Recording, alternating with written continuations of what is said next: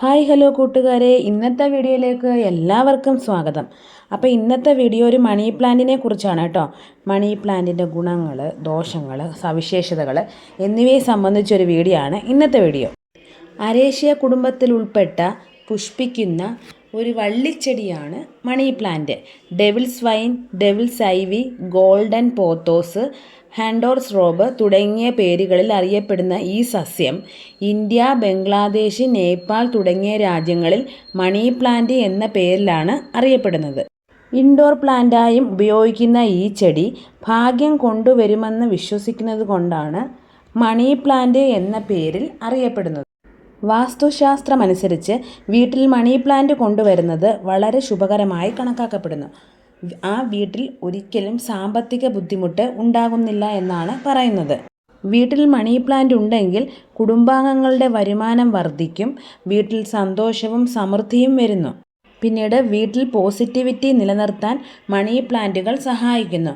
കുടുംബാംഗങ്ങൾ തമ്മിലുള്ള ബന്ധവും നല്ലതാക്കുന്നു എന്ന് പറയുന്നു. മണി പ്ലാന്റ് നടുന്ന വീടുകളിൽ സമ്പത്തിൻ്റെ ദേവതയായ ലക്ഷ്മി ദേവി വസിക്കുമെന്ന് വിശ്വസിക്കപ്പെടുന്നു. ലക്ഷ്മി ദേവിയുടെ അനുഗ്രഹത്താൽ വീട്ടിൽ ഒരിക്കലും പണത്തിന് ക്ഷാമം ഉണ്ടാകില്ല എന്നും സന്തോഷം എപ്പോഴും നിലനിൽക്കുമെന്നും നമ്മൾ വിശ്വസിക്കുന്നു. മണി പ്ലാന്റ് സൂക്ഷിക്കുന്നതിൻ്റെ ദിശയുമായി ബന്ധപ്പെട്ട ഒരു തെറ്റ് എപ്പോഴും ഒഴിവാക്കണം. മണി പ്ലാന്റുമായി ബന്ധപ്പെട്ട ഈ തെറ്റ് നിങ്ങൾ ചെയ്താൽ വീട്ടിൽ സാമ്പത്തിക പ്രശ്നങ്ങൾ ആരംഭിച്ചേക്കാം.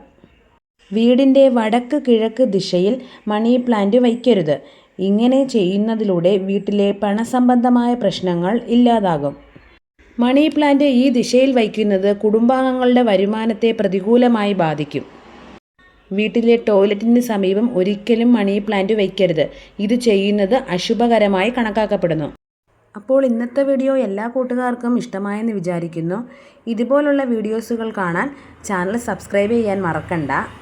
പിന്നെ ഇതേപോലുള്ള ചെടികളുടെയൊക്കെ സവിശേഷതകൾ, ഗുണങ്ങൾ അങ്ങനെയൊക്കെ അറിയാൻ ഏതെങ്കിലും ചെടികളൊക്കെ ഉണ്ടെങ്കിൽ അത് കമൻറ്റ് ബോക്സിൽ രേഖപ്പെടുത്തുക. ആ വീഡിയോ നമ്മൾ ചെയ്യുന്നതാണ്. മണി പ്ലാന്റിനെ കുറിച്ചുള്ള പുതിയ വീഡിയോയുമായി ഞാൻ ഇനിയും വരുന്നതായിരിക്കും. അപ്പോൾ okay, bye bye, ta-ta, see U.